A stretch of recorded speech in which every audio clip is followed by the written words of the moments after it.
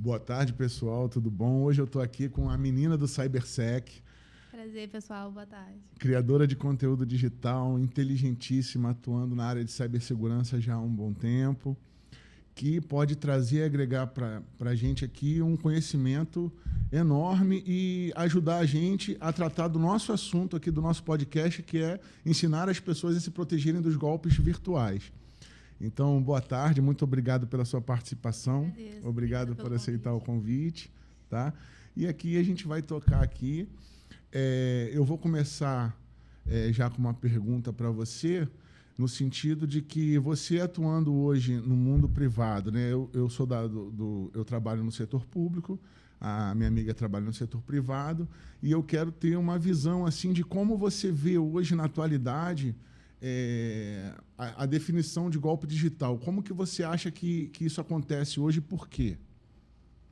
Boa, é uma pergunta bem complexa, né? É bem complexa, é bem complexa. Mas a gente vai conversando aqui e vai chegando... Eu acho que é uma pergunta sem resposta. Eu também Eu acho. fiz de propósito, eu entendeu? vou tentar trazer um pouco do meu contexto, né? Como você bem mencionou, eu trabalho no meio corporativo, né? Privado, diferente do ambiente que você atua hoje. E o que a gente tem de percepção de golpe vai muito do tipo do negócio, né? Hoje eu atuo numa instituição de pagamentos, então golpes para instituição de pagamentos são um, enquanto para prestador de serviço são outros. Então tem essa diferença de definição e de abordagem até às vezes. Então hoje eu atuo na parte de cibersegurança. A gente sabe que tem ali alguns golpes que são correlatos à tecnologia, cibersegurança, mas vai muito da preocupação do negócio. Então, às vezes, um golpe é muito relevante, às vezes, outro golpe não é tão relevante, não se dá tanta importância. E ainda tem uma coisa que eu questiono muito até na minha atuação das redes sociais, é essa separação entre cibersegurança e fraude. A gente poderia caminhar um pouco mais lado a lado. Sem dúvida, com certeza. Então, acho que vai muito disso. A gente passa por golpes todo dia, né? Tanto os que a gente sofre, quanto os nossos familiares, quanto as nossas empresas. Mas eu acho que a preocupação ainda é muito na questão da relevância para o negócio, quanto que eu vou perder nisso, questão financeira, Financeira, né? Principalmente. Se eu perco muito, eu me preocupo mais, se eu perco menos, eu não me preocupo tanto. E na questão humana ali dos funcionários da empresa, como que você vê a preparação deles em relação à quantidade de golpes que hoje são direcionados a empresas nesse sentido, né? Como é que você vê? Eles estão preparados? Eles precisam de mais preparo? Acha que a condição é inerente à nossa sociedade, à nossa cultura, que deveria ter uma mudança assim, de uma maneira geral? Ou, e como a empresa poderia contribuir nesse sentido, né? Boa. É uma pergunta bem complexa. Eu vou tentar partir ela em partes. Quando a gente fala de sociedade, né, de uma forma geral, e reduzindo um pouco a gente brasileiro, a nossa cultura é uma cultura muito amigável, né? Como a gente estava conversando mais cedo, a gente sente uma necessidade enorme de confiar um no outro, de compartilhar informação, de fazer amizade. Então você já vê que, não à toa, nós somos um dos países que é mais afetados por fraudes e golpes. Muita coisa. E a gente sabe que as fraudes partem de um princípio assim, fundamental delas, que é a engenharia social, né? Que é a conversinha, que é a mentira. Então, a gente ainda é muito afetado nesse sentido e as empresas não fogem disso, porque empresas são feitas por pessoas, né? Pessoas, processos, exatamente. Tecnologias e pessoas. Então, ainda que a gente tenha... Hoje a gente trabalha com muitas tecnologias, com inteligência artificial, com aprendizado de máquina, né? Que hoje a máquina aprende sozinha ali e aperfeiçoa os processos dela, que é o machine learning. A gente ainda vai ter muito problema com a questão de engenharia social. É muito difícil, é uma coisa que é muito... Não existe bala de prata, né? Como a gente costuma falar. Então, no meio corporativo, que é o que eu atuo hoje, o maior problema ainda é a engenharia social. E você acha que a gente consegue mitigar isso? De que forma? Será que a gente produzir treinamentos? Será que a gente atuar numa mudança de cultura? Eu acredito que é uma utopia. Sim. Porque é uma coisa muito difícil de ser alcançada, mas eu acho que falta... eu acho que não falta interesse, mas falta conhecimento de alguns gestores para que isso se torne uma realidade, para uma mudança de cultura, pelo menos empresarial, porque assim, a cultura de uma forma na sociedade, isso vai levar um tempo bem grande. Sim. Assim como a gente...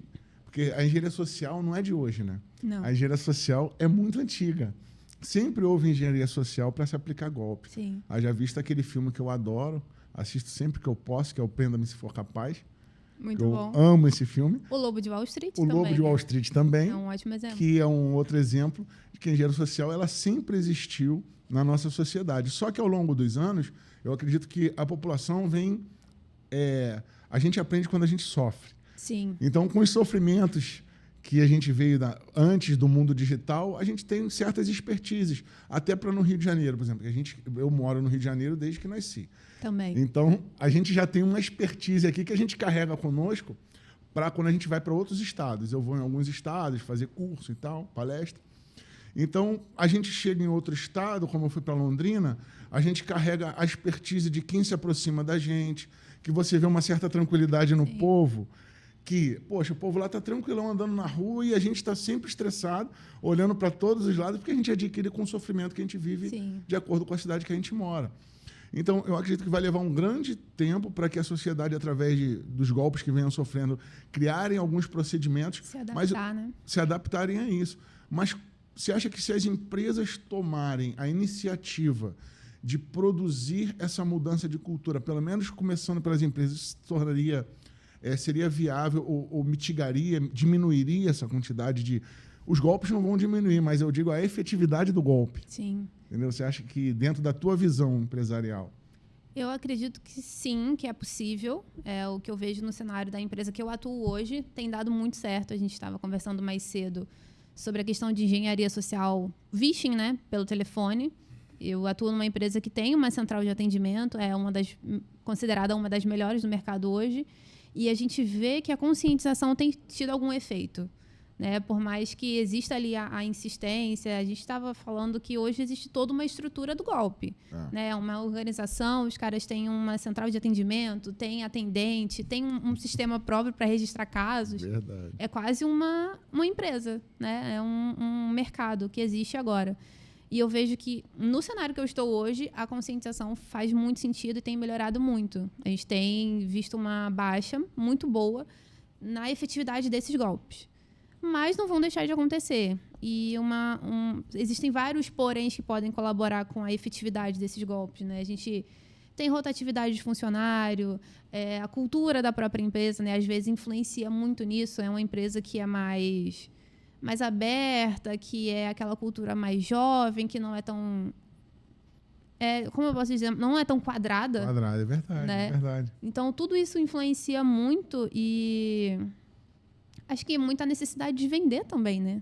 Sem de dúvida. fechar negócios. Sem A gente fala que existe muito essa barreira entre a segurança da informação e produtos. Adoro a galera de produtos, mas fico apavorada algumas vezes, porque, olha, é tanta facilidade. A forma como se vende. A forma que vende, uma facilidade para o cliente, né? Para o usuário. Então, existe muito essa barreira ainda de comunicação entre o time de segurança, o time de produtos, o time de atendimento, porque eles estão ali para atender o cliente, né? O final de tudo, a razão é o cliente, mas a gente de segurança, a gente tem que proteger essa relação né? Da empresa com o cliente. E, às vezes, aplicar muito controle, às vezes, aplicar muitos controles, muitas políticas, muita ferramenta pode interromper ou dificultar essas relações, né, com o cliente, da empresa com o cliente. Mas, assim, acho que não vai ser a bala de prata, não vai ser a salvação da lavoura, não vai ser nada disso, mas, no final de tudo, conscientização. Com certeza. Conscientização é a chave. Investir na conscientização vai ajudar. Porque hoje eu acho que, assim, o ataque tecnológico, utilizando, assim, um ataque ponto a ponto de um hacker atacando uma empresa só com as ferramentas tecnológicas que ele tem, eu acredito que é uma efetividade muito pequena. Sim. A chance dele conseguir hoje, com as ferramentas de proteção que as empresas já possuem, a respeito da segurança da rede, do banco de dados, de tudo isso, já está muito mais evoluída do que antigamente. A gente não tinha nenhum fator de autenticação. Quando eu comecei lá em 98, não tinha nem computador. Quando eu comecei a estudar, eu fui ganhar um computador 1 ano depois. Caraca. Eu comecei em 96, só que naquela época era muito fácil. A gente pegava o fio, já prescreveu, posso falar. Eu pegava uma linha de telefone da rua, de um orelhão, para me conectar à internet. Então, que ficava na esquina de casa. A gente tinha como liberar o telefone no orelhão para ficar de graça. E aí, com essa linha de graça, ligando direto, sem precisar do cartão, porque eu, quando eu era pequeno, eu comecei na ficha, depois passou para um cartãozinho de telefone, não é da sua época. Não, eu peguei a discada para frente, internet discada para frente. Aí eu já sou bem mais velhinho. Então, isso já, naquela época, era muito fácil quando a internet estava no início, principalmente no Brasil, era muito fácil você fazer um ataque, não tinha proteção nenhuma. Sim. E hoje as empresas já têm uma série de proteções que já impedem. Então, quem vai aplicar um golpe em uma empresa, hoje precisa quase que invariavelmente de alguém de dentro, seja por colaboração ou por engenharia social para enganar essa pessoa dentro da empresa. Tem que ter alguém abrindo a porta, né? Tem que ter alguém abrindo a porta. Haja vista que o golpe aí de mais de 1 bilhão, houve a participação de um colega que, infelizmente, passou para o lado negro da força.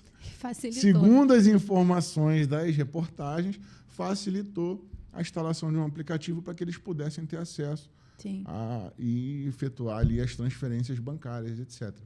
Só que dentro desse cenário, né, que a gente vive,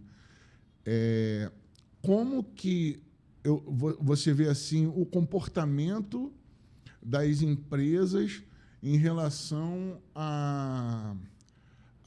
ao investimento nessa área? As empresas, você já falou que já tem um investimento grande nessa área, mas você acha que investir nessa área vai levar a empresa a uma economia de uma maneira geral no futuro? Porque eu acho que quando cai num golpe, eles estão aí para tirar o que puderem da empresa. Se tiver uma facilitação, a empresa tiver recurso financeiro para ser furtada, vai ser um prejuízo bem grande. Eu quero saber o seguinte, dentro desse cenário, você acha que o investimento da empresa compensa, o investimento em proteção, em conscientização, em treinamento, compensa para o combate a esse tipo de golpe dentro desse cenário? A minha resposta vai ser completamente enviesada, né? Não, vou lógico, dizer que mas investir em segurança... parece até redundância, mas é que não é, porque eu vejo assim, a gente está falando aqui para uma população em geral, para um público, e também tem gestores assistindo, que eu acredito que possam assistir. Então, eu estava dando um exemplo na minha empresa, meu chefe vive me perguntando muitas coisas que ele vê na internet. Isso aqui é verdade? E fala, será que é verdade? Será que é por aí ou não? Então, ou seja, dentro da... Eu tenho uma proposta desse programa aqui da gente passar o que é correto, o que é realmente certo, sem fazer nada de mirabolante, mas passar a informação verdadeira para as pessoas, né, para que elas não fiquem na dúvida em relação a isso. Então, em relação ao investimento, a gente pode estar falando aqui para vários gestores que possam, na empresa deles, replicar aquilo que a sua empresa já faz. Sim, então, concordo. Entendeu? Concordo, acredito que sim, quase 100% de certeza. E até antes de eu estar vindo para cá, eu estava lendo um relatório executivo da CrowdStrike, que saiu do ano de 2025. Eles fizeram um apanhado de julho de 2024 até junho de 2025 agora, um estudo de ataques, todo aquele estudo de inteligência de ameaças. Eu li esse relatório. E aí você vê que o foco ali é o quê? Engenharia social. É e vem aumentando. Segundo o relatório deles, o ataque com o uso da IA. É verdade. E é bizarro. Então, não tem como não dizer que conscientização não é o melhor caminho. Eu preciso comprar a ferramenta de última geração porque tem IA. O foco agora está sendo IA, né? IA, e a gente estava brincando quando eu fui fazer a palestra lá em São Paulo, que eu sou contra a IA, mas não é que eu seja totalmente contra a IA. Eu sou contra utilizar a inteligência artificial como a salvação, né? A gente já teve outras salvações antes. Eu vi uma publicação sua lá falando que o ser humano agora está corrigindo o texto da IA, né? Exatamente. Eu achei aquilo muito engraçado. Sendo contratados para resolver o problema que a IA criou. Eu achei fantástico quando você A gente acaba voltando para o foco central, que é o fator humano, não adianta. Então, sim, vai ser sempre o melhor investimento. E é um investimento que muitas empresas não querem fazer porque é a longo prazo, leva tempo. Leva tempo. Educar um ser humano que o que é certo, o que é errado, o que deve ou não ser feito, leva tempo. Às vezes a gente leva uma vida inteira. Exatamente. Nos educarmos. Então, é um processo longo. Exatamente. É um investimento que não vai ter um retorno ali a curto prazo, tão rápido assim, que leva realmente muito tempo, gastos. Eu acredito que tem que começar de algum local. Mas tem que começar, a população, por si só, na minha visão, não é capaz de entender os riscos, mas uma empresa bem direcionada, com gestores bem atualizados, conseguem entender esse risco. Sim. Por isso fiz essa pergunta, porque eles conseguem mapear e até projetar, e se ninguém começar, eles vão ser as próprias vítimas das empresas, sim, porque se ninguém começar esses projetos nelas... E o que a gente vê muito é isso, né? As empresas aprendendo sobre segurança depois de ser vítima. Depois de ser vítima. É o trauma que ensina, né? É o trauma que ensina. A gente aprende pela dor, não tem jeito. Eu acredito que a gente... Eu prefiro aprender com a dor do coleguinha, com a dor do coleguinha, né? A gente estuda, vê o coleguinha, o que ele passou e aprende. Eu já prefiro ir nessa linha. É verdade. E você conhece, você já sofreu algum golpe? Já caiu? Um golpe digital, virtual? Em golpe, não. Mas eu já tive uma conta invadida. Que eu nem sabia que eu tinha. Isso é uma coisa importante, né? Que a gente cria conta, cria e-mail, rede social e esquece. Acha que se apaga sozinho. Mas não é bem isso que acontece. E eu fui revisitar as minhas contas, que é uma coisa que a gente que é da área de inteligência, a gente gosta de fazer, né? Se buscar pela internet, pesquisar o que tem aberto sobre a gente. E eu encontrei essa conta que estava totalmente nada, que eu nem sabia que eu tinha ela. Mas sim, e familiares, né? Gente próxima, por mais que a gente continue alertando. Hoje, felizmente, meu pai, os meus irmãos sempre me perguntam muito. Olha, isso aqui é golpe, dá uma olhada pra mim. A gente é quase um helpdesk da família. Já tem uma só pra golpe, né? Só pra golpe. É a central de golpe. Então, felizmente, hoje eles me perguntam muito, mas mesmo assim, continuam. Tem familiares que caem ainda muito por conta de como a informação está sendo entregue também, né? Eu acho que a gente estava até conversando antes, não é só o nível de conhecimento técnico que a pessoa tem. Às vezes ali tem um fator emocional, tem um excesso de informação. Quem está muito nas redes sociais consome muita informação o tempo todo. E a gente acaba perdendo muito o tempo, o timing, né, de julgar o que está acontecendo, se é verdadeiro ou não, se é falso ou não, e acaba caindo num golpe. Até a gente que tem conhecimento técnico. Não, você falou de uma situação que é muito importante, que é a gente está sempre buscando sobre a gente mesmo na internet, sobre os nossos dados, nossos e-mails, nossas contas, né?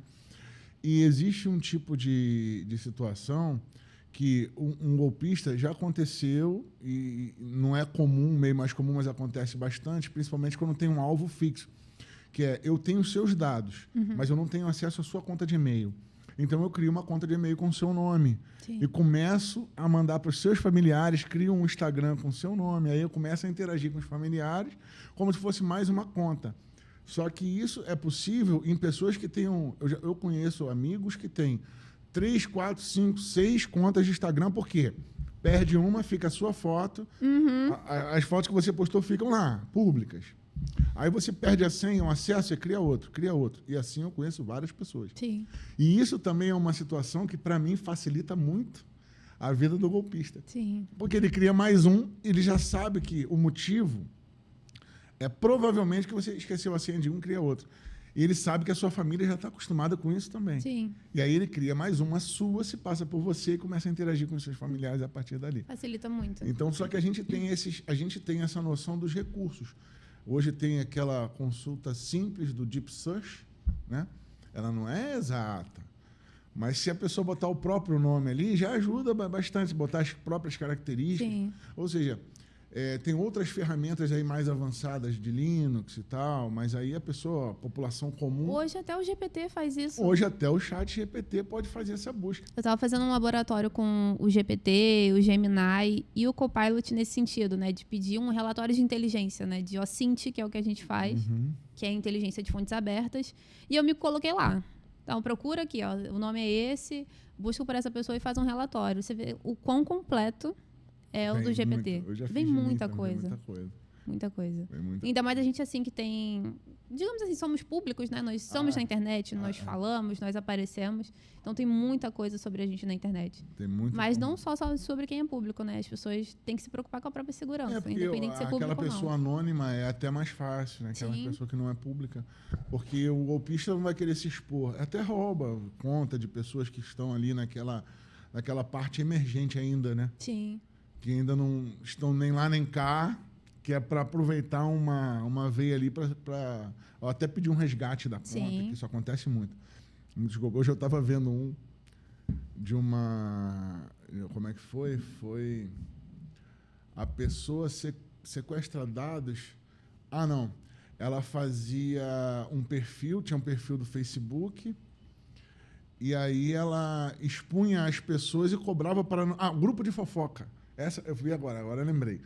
Grupo de... Não tem, surgiu muito. Minha prima passou por isso, a filha da minha prima, a minha própria filha passou por isso. Caramba. Então, no Instagram tem, assim, do adolescente, a juventude, está criando grupos de fofoca, anônimo, entre aspas.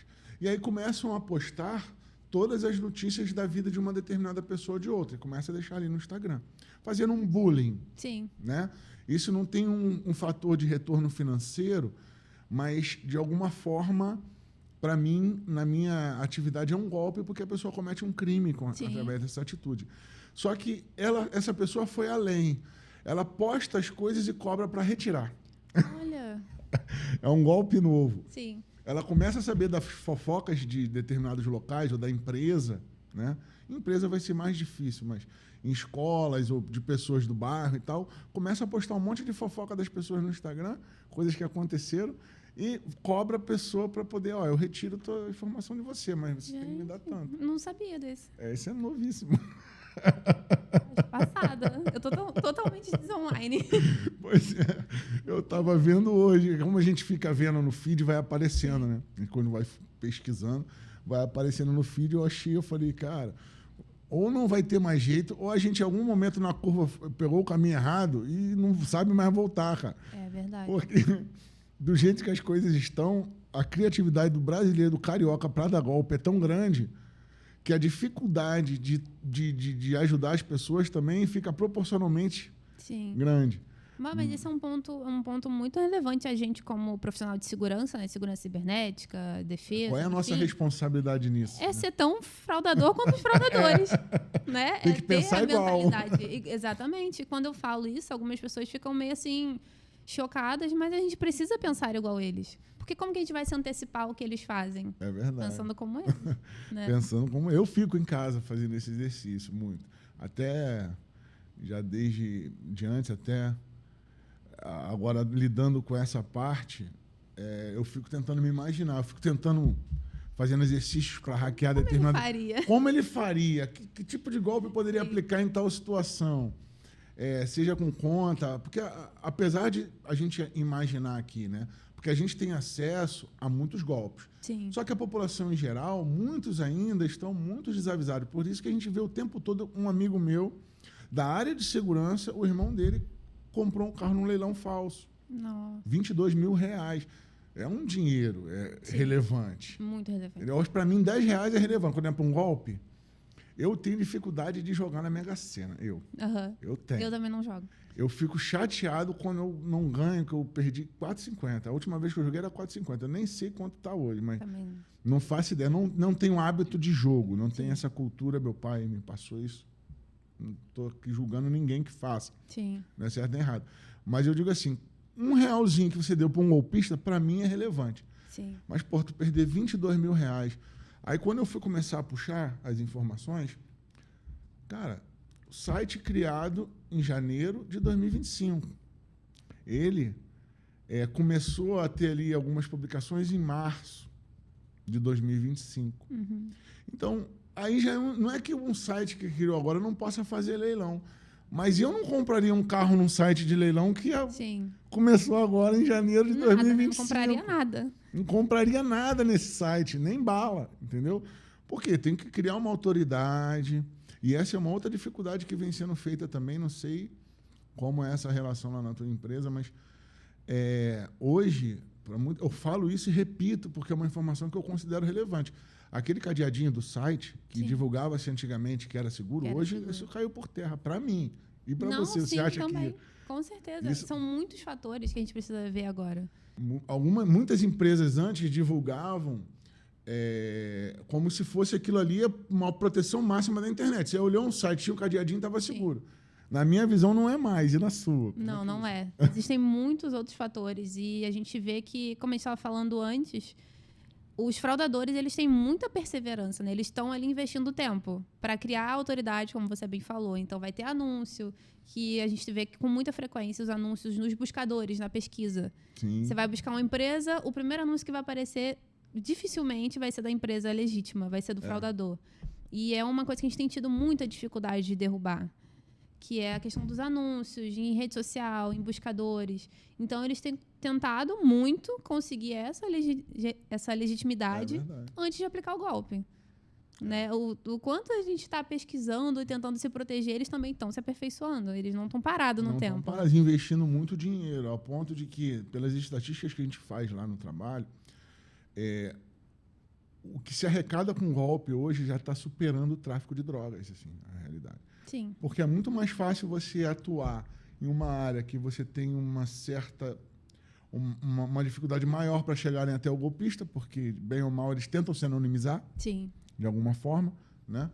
Acaba se chegando a um local algumas vezes, mas, em sua grande maioria, o golpe virtual ele vai ser hoje ainda efetivo e a pessoa não vai ter o dinheiro de volta. Sim, eles não precisam se arriscar, né, fisicamente. Se arriscar fisicamente, pegar uma arma, sair na rua... Não, que isso, tomar sol... Então, hoje eles se juntam e estão aprendendo e investindo muito dinheiro nisso, porque como dá muito retorno, sim, ao ponto de que tem um equipamento que é vendido somente no Brasil, é permitido para as forças governamentais, para as forças de segurança, PM, Exército, Marinha, etc.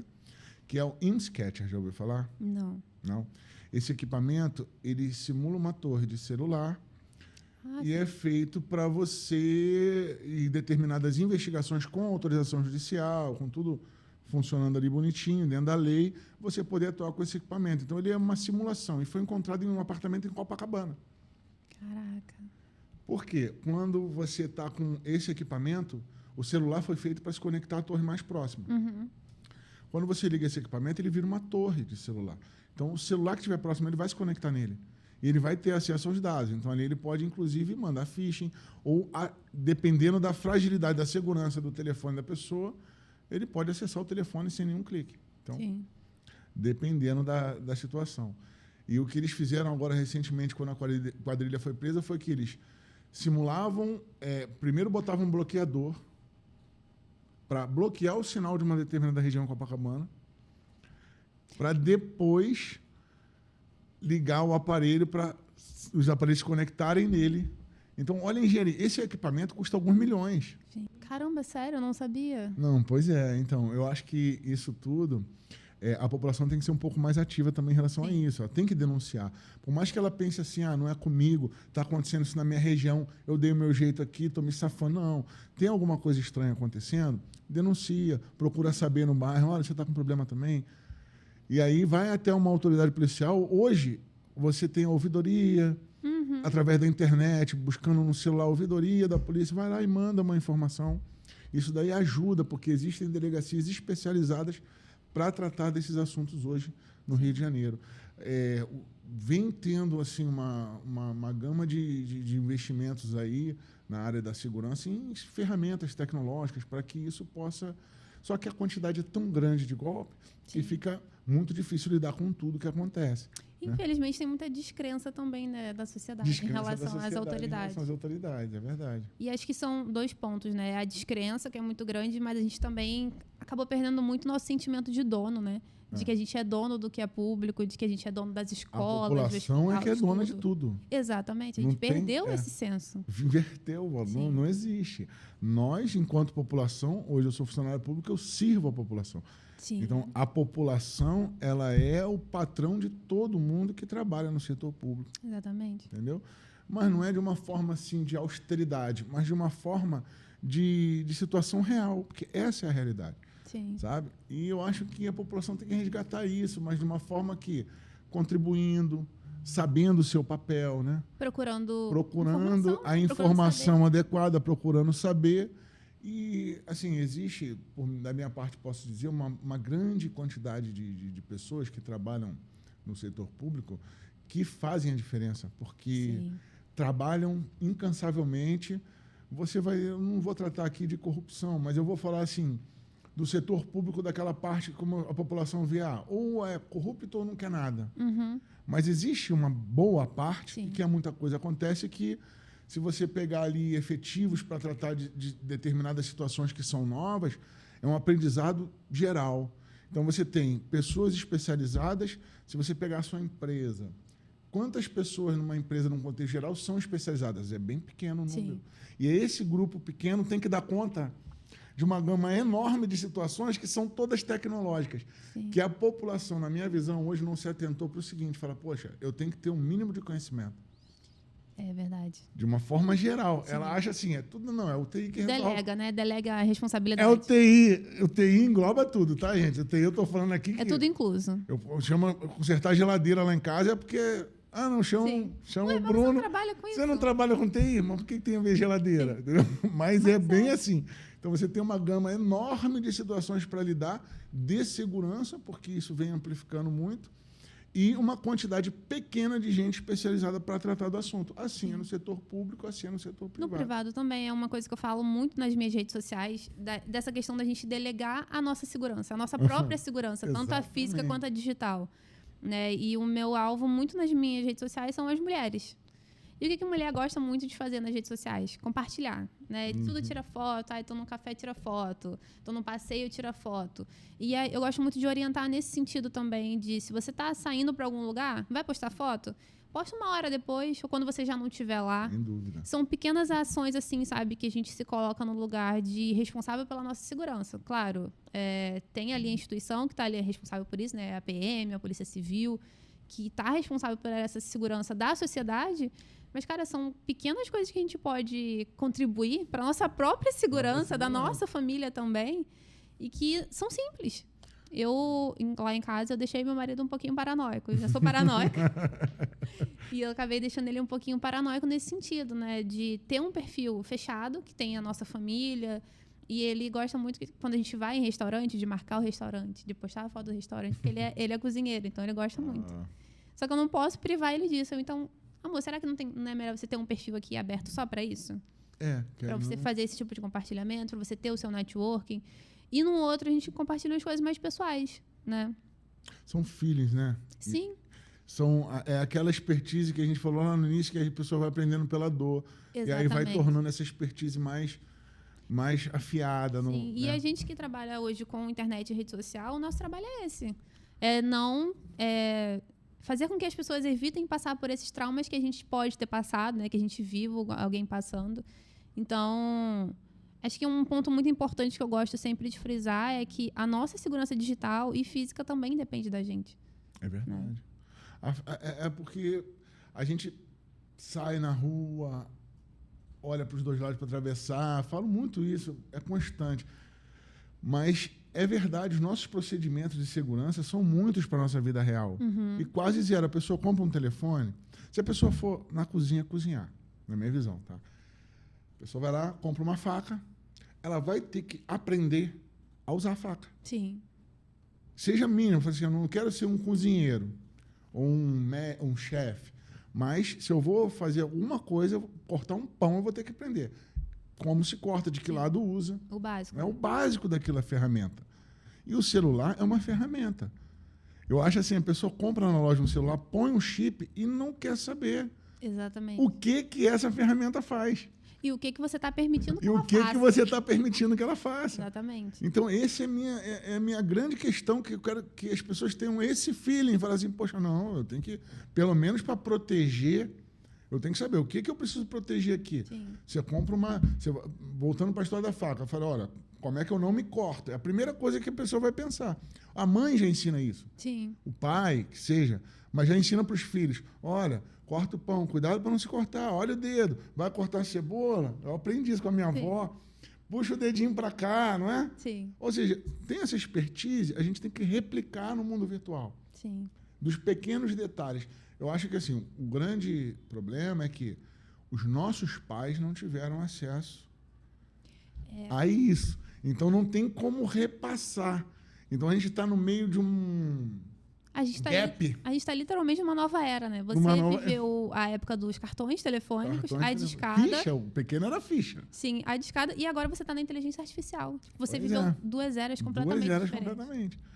Então, mas como eu sou da área, né, me instruí dentro dessa área, então eu acabo adquirindo conhecimento. Mas e a população que está nesse... Tem um limbo, tem um gap, em que não houve instrução dos nossos pais, dos pais, para os filhos, E as duas gerações perdidas no meio desse campo de batalha que é o mundo virtual. Que você, no mundo real, a gente está presencialmente em algum local, para se deslocar, vai passar por uma rua.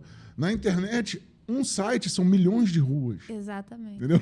É muita informação e é há muito tempo, né? Como eu falei, das redes sociais. Eu estive no começo desse ano no Web Summit, que é um evento que teve aqui, tecnológico, aqui na Barra, e você via que tudo girava muito em torno das redes sociais. E aí, o levantamento Acho que posso falar de TikTok? Pode. De uma das representantes lá do TikTok, de uma das CEOs lá do TikTok, era de que as pessoas estão pesquisando mais dentro do TikTok do que no Google, que era o que a gente já estava acostumado. Houve uma campanha de incentivo no TikTok. Exatamente. Né? Então a pessoa escreve, eu quero fazer um bolo, com uma receita de bolo no TikTok. Tudo aparece ali. E dentro dessa pesquisa vão ter milhares de resultados, e cada um de uma forma, cada um de um jeito. Então já não existe mais o que é simples, né? O verdadeiro e o falso. Já não existe mais essa simplicidade. Fica tudo muito nebuloso, muito cinzento. Então, são várias questões. A gente veio de uma era, eu passei ainda pela internet de escada, ainda vi o disquete, o CD. Hoje já não existe mais nenhum desses. O disquete 3/4, aquele grandão? O menorzinho. Hoje a gente tem a inteligência artificial, que eu ligo aqui meu celular e peço para ela perguntar e fazer um roteiro de viagem para mim, ela faz.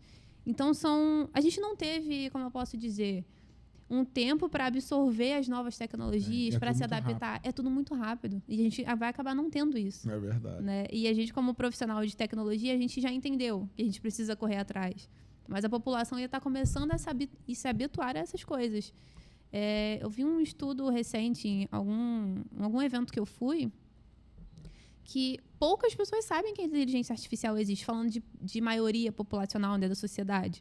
A gente que é da tecnologia, a gente sabe, mas não é todo mundo que sabe, não é óbvio para todo mundo. Né? A gente que é da segurança, a gente trabalha muito com essa máxima. O que é óbvio para mim não é óbvio para você. Eu tenho um colega que fala isso muito para mim. Fala, é fácil para você. Exatamente. Você estudou para isso, você sabe. Mas... Porque eu falo assim, cara, é simples, ó, faz isso aqui. Aí ele fala para mim, pô, é fácil para você, cara. É que a gente cai muito nessa ideia, né? A gente vive na segurança, a gente vive na tecnologia, mas nem todo mundo. Então, é muito difícil a gente se dar uma travada ali de vez em quando, na hora que está ensinando, que na hora que está instruindo, e lembrar, caraca, ele não sabe o mesmo que eu. Exatamente. Né? A visão é outra. A visão totalmente é totalmente diferente. Mas é difícil para a gente se colocar nessa posição na hora. Porque vai fluindo, para a gente é um raciocínio lógico. Pelo menos eu, desde criança, tenho... As coisas, para mim, elas seguem uma ordem. Esse negócio de humanas não é muito a minha praia. Minha praia sempre foi mais exatas, porque as coisas têm que ter sabe, tem que ter um porquê, final, né? tem que ter um porquê, um começo, meio, fim. Sim. Ali. Né? Até por conta desse chip quântico aí, da situação vai ter muita coisa, do futuro, vai ter muita coisa aí que vai prometer, mas ainda não... Agora, dentro do que você falou, você conhece alguém assim que possa contar alguma história de um golpe que tenha passado, alguma coisa assim? Conheço. Não precisa citar nomes para a pessoa não ficar constrangida, não vamos citar nomes. Não. Mas assim, algum golpe assim que a pessoa tenha perdido alguma... Eu vou falar um golpe mais do nosso meio de cyber, talvez. Não vou falar nada muito próximo a mim. Mas, recentemente, essa semana passada, teve o problema dos pacotes NPM. Não sei se você chegou a ver. Cheguei a ver. E você viu como que começou? Um dos mantenedores daqueles pacotes sofreu um golpe de phishing, foi invadido. E aí, comprometeu todos os pacotes do projeto. Pegaram o projeto todo. Olha que loucura. E aí, a gente vê que não é só o conhecimento técnico que vai salvar a gente, né? Existem muitos fatores. Eu acho que o fator emocional e psicológico... Sim. Está ligado diretamente a como a gente... Porque a gente pode ter o conhecimento que for, mas somos seres humanos, é o que eu acredito. E, em algum momento, a gente está frágil para alguma coisa. Então, não nos exclui, em momento nenhum, de cair num golpe. O que eu estava falando dessa questão de, vamos dizer, entre aspas, da humildade, né, da gente de tecnologia, a gente faz tudo muito no automático. É natural para a gente. Eu, diferente de você, eu vim de humanas, né? Eu sou formada em Direito. Aí, que maravilha. Nada a ver. Mas então, é bom, tem os dois lados. Sim, hoje, sim. Foi difícil, mas hoje eu tenho mais essa tranquilidade. Então, hoje, para mim, é mais natural. Só que, há um tempo atrás, não era. Então, por exemplo, esse caso do NPM, né? É um pacote que todo desenvolvedor utiliza, algum tipo de pacote dentro desses pacotes do NPM. É normal, é de uso natural. E aí, quando que você vai pensar que o cara que mantém esses pacotes vai ser atacado e isso vai me afetar de alguma forma? Então, acaba sendo muita ou a falta de humildade ou a prepotência do desenvolvedor que foi atacado. Ou a automatização mesmo Exatamente. de replicar aquilo que você já tem como seguro, que no futuro pode estar inseguro. Que você trouxe uma abordagem muito boa agora, que eu não tinha, assim, de uma forma geral, parado para pensar nesse teu raciocínio. Porque a gente, por exemplo, eu também faço alguns sistemas de desenvolvedor. Então, você utiliza ferramentas que você já tem como segura. Sim. Que você não pensa, fala assim, poxa, mas será que ela permanece segura? Sim, vai permanecer. Aquele pacote é inofensivo de mudar as cores do terminal. Pois é. Foi um dos pacotes infectados, né? Exatamente. Agora, você vê, a gente tem que estar atento permanentemente às situações que a gente pode... Porque a gente tem que ter uma certa humildade, realmente. Porque a gente não pode se tornar como a gente... que eu sou da área, que eu sei, não vai acontecer comigo. Não, eu posso sofrer um golpe. Isso não me exime de nada. Eu posso estar num dia meio mais frágil ou mais irritado. E qualquer evento... Por isso que eu acho que o evento emocional, ele desperta muito mais o princípio do golpe. Sim. Porque dependendo do dia que eu esteja, se eu estiver ou irritado, ou triste, ou isso ou aquilo, o meu raciocínio está, de uma certa forma... comprometido para a atenção que eu deveria dar a determinado momento. Só que como a vida não para, a gente vai trabalhar com raiva, a gente vai trabalhar irritado. E falando da gente, né, que tem o conhecimento, é a máxima, né? Com grandes poderes, grande responsabilidade. Grande responsabilidade, é verdade. Se você sabe mais, você tem que se preocupar mais. Exatamente. Pô, isso é fantástico. E tem uma frase que eu costumo dizer sempre também, eu acho que eu juntei duas frases para tratar de tudo que a gente tem tratado até aqui, que é o seguinte: no mundo digital, se tiver certeza, duvide. Sim. E se tiver dúvida, não faça. São duas máximas, eu só juntei as duas. Eu perguntei até para... Já pesquisei no chat GPT, já pedi para vários, eu falei, porra, eu criei ou eu li? Da onde que eu tirei isso? Da onde que eu tirei essa ideia? Porque meu pai falava muitas vezes para mim, ó, na dúvida não faz, na dúvida não faz. Isso é desde criança, meu pai falava para mim. Se você sentir, está em alguma situação, sentiu dúvida, não faz, espera. Então, tem muito isso na minha cabeça. Só que eu comecei a raciocinar, falar assim, poxa, a gente tem certeza absoluta. Se a gente não vai um pouquinho de humildade e falar assim, pô, não, peraí, mas vamos avaliar a situação com calma, fazer nada na pressa. E a gente, porra, tenho certeza que está tudo certo. Porra, bota uma pulguinha atrás do olho. Não é ficar neurótico. É um pouquinho, sim. É um pouquinho. Só um pouquinho neurótico, mas eu digo aquela neurose compulsiva. Sim. Mas você ter sempre aquela coisinha atrás da orelha. Poxa, tá certo, mas será? Pô, ainda mais pensando no trabalho que você faz, como você é a primeira frente de defesa da sociedade. E você tem que pensar que o que você decide, o que você entende como certo ou errado é o que vai definir a segurança de muitas pessoas. Exatamente. Tem um impacto muito grande, né? Eu falo isso no meio corporativo. Hoje, as decisões que eu tomo, as análises que eu faço, têm um impacto para o negócio. Mas isso é uma gota d'água no oceano. Agora, você pensa em as forças policiais, né? Todo dia tomando decisão ali baseado em análises, em inteligência. E eles que formam o pensamento. E aí o comportamento, isso tem que ser feito... Sim. Tem que ser muito mudado no nosso país, eu acho que no mundo todo, de uma maneira geral, né? Porque todos somos parte da mesma população. Exatamente. Entendeu? Para mim, enquanto ser humano, não deveria existir algumas diferenças que hoje... Claro, as diferenças de trabalho são uma coisa. Cada um trabalha na sua especialidade, vai seguir uma carreira e tal. Mas enquanto a gente não tiver... Aqui já partindo para um lado que não tem nada a ver com ciência, né? Mas eu gosto de conversar sobre isso também.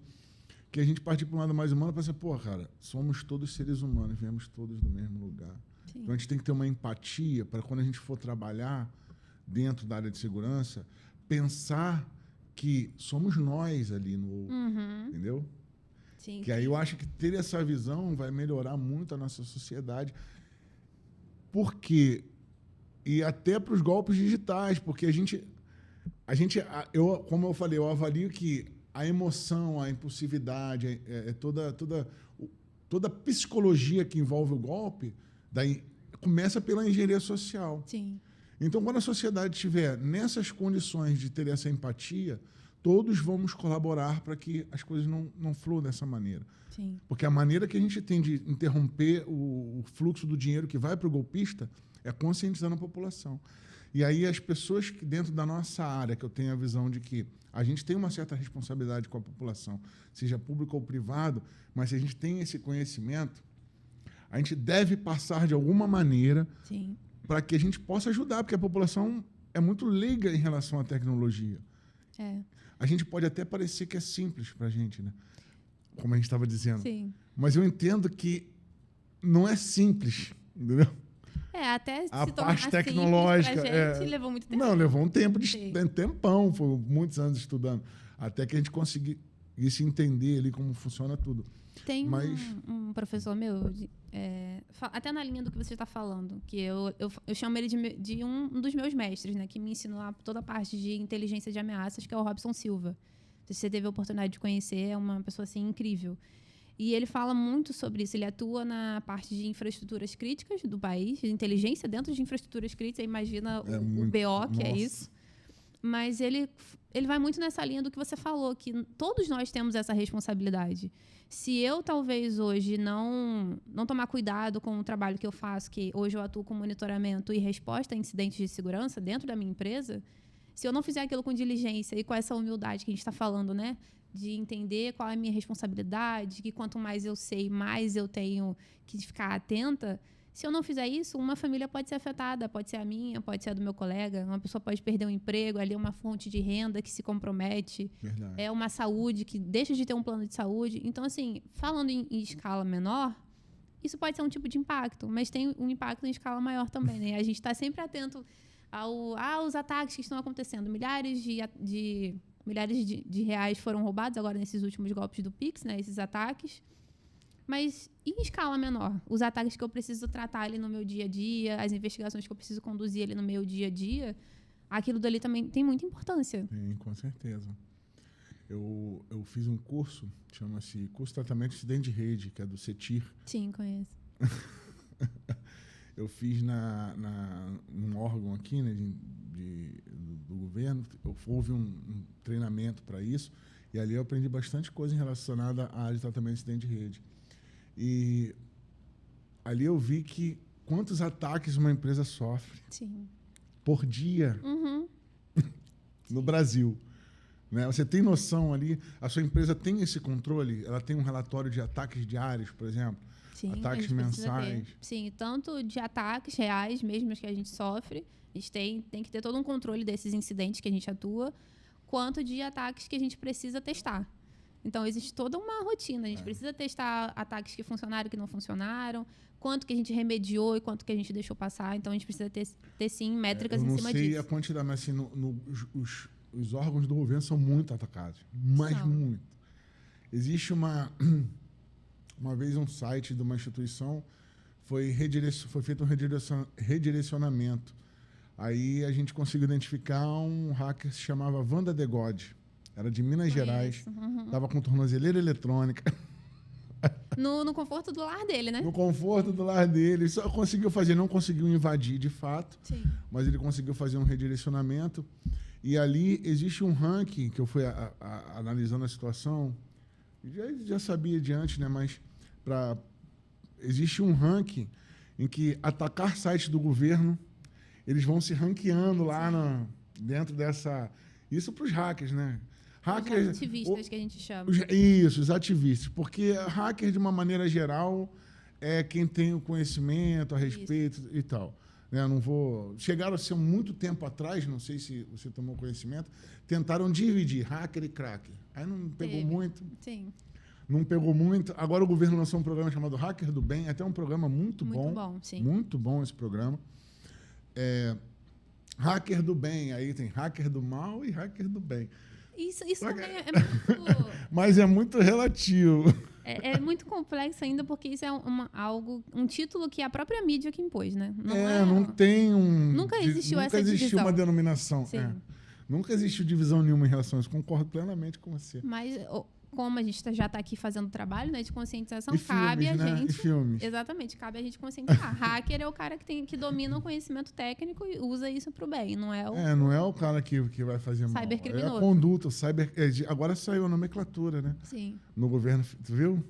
Cybercriminoso. Agora tem um nome, não é mais hacker. Não é hacker. Precisa mais chamar de hacker, agora é cybercriminoso. Cybercrime, e-crime, isso aí é uma porção de nomenclatura ali que agora ficou definido, né? Poxa, isso é bem legal.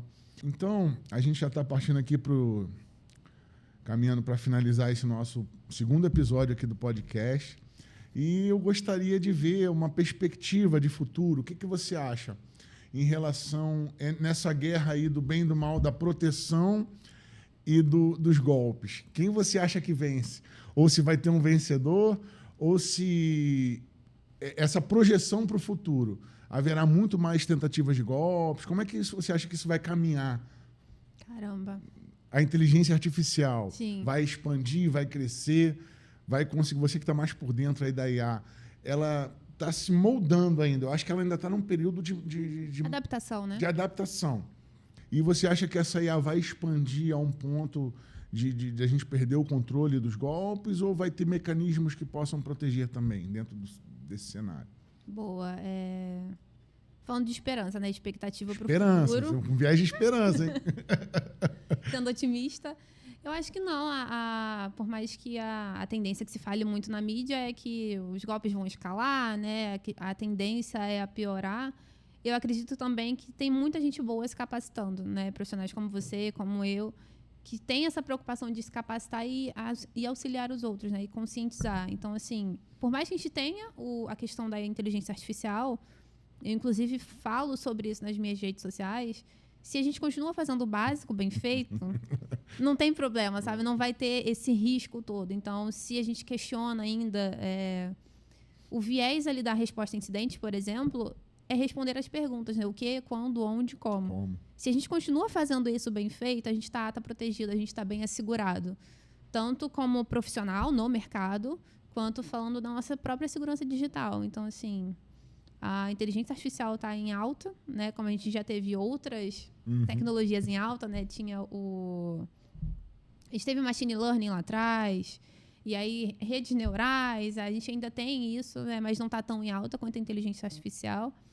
Vão surgir novas tecnologias, né? E como eu até brinquei nas redes e você chegou a ver, seres humanos estão sendo contratados para resolver o erro da inteligência artificial. Então, assim, a gente vai estar empregado por muito tempo, né? A gente ainda vai ter muita solução para entregar, muito problema para resolver, mas desde que a gente persista fazendo o básico. E você, por acaso, tem alguma receitinha assim, para a população em geral? Para aquela que é totalmente leiga e que está vulnerável. Assim, o que você diria assim, para como ela pode começar ali a se proteger ou dentro desse viés de golpes virtuais? Qual seria a sua dica para essas pessoas assim? Boa. Acho que uma dica que eu gosto de falar muito para quem não tem tanto conhecimento técnico, e eu, inclusive, perpetuo na minha casa com os meus familiares, é questionar. Tipo, fazer perguntas básicas. Por que eu estou recebendo esse telefonema? Por que essa empresa está entrando em contato comigo se eu nunca tive nenhum relacionamento com ela? Questionar mesmo, não ter medo de ser ou indelicado, né? Porque a gente gosta de ser educado. Não ter medo, mas questionar e talvez criar um código secreto entre as pessoas que você confia, verdade, né? Essa é muito boa. Uma senha secreta, um código secreto. Então, se realmente é o telefone do seu filho que está te mandando mensagem e pedindo o Pix, tenha uma senha secreta com ele, tenha esse contato mais próximo. Eu brinquei uma vez que foi em outro podcast, eu falei sobre a gente voltar um pouco às origens, né? Se estão te mandando mensagem no teu WhatsApp pedindo dinheiro, liga para esse número. Vê se é teu filho, você consegue ver o rosto ali do teu filho, do teu parente. Chamadinha de vídeo, como os antigos faziam, gente. Ligar telefone, questionar. A gente está tão preso nesse looping, né? dessa rede da internet, de tudo, que tudo só é feito no celular, que tudo é só rede social, que tudo é só pelo e-mail. Mas talvez a gente voltando um pouquinho às Não origens... quero nem mais conversar. Né? Exatamente. Olha... Manda áudio e não pode ser longo, não. Tem que ser rápido. Exatamente. Se for para ligar, tem que marcar a hora. Eu fico apavorada quando me liga. Mas eu atendo. Então, assim, eu acho que a gente voltar a fazer o básico bem feito, sabe? Questionar, olho no olho, às vezes resolve. Eu não sou daquela galera de 5 minutos. Ai, vamos ali no meeting em 5 minutos. Eu tenho pavor disso. Mas eu entendo a importância que tem. Então, tem muita coisa que a gente pode resolver olho no olho que a gente talvez evitaria golpe, né? Verdade. Olha, eu gostaria de agradecer mais uma vez aqui minha amiga que participou. Foi muito bom, maravilhoso. Obrigado, tá? Pela sua participação. Eu agradeço. E, gente, fiquem com Deus. Até o próximo episódio.